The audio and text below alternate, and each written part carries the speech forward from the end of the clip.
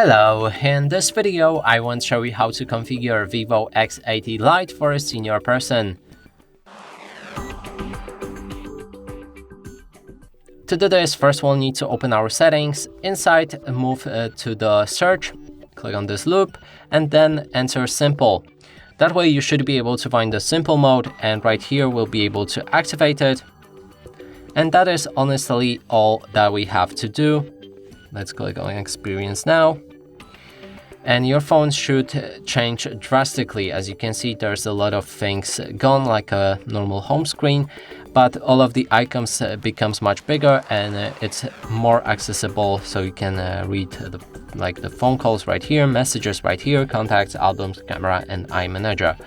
And now if you want to leave those simple view, then click on the gear icon, settings, and click on exit simple view.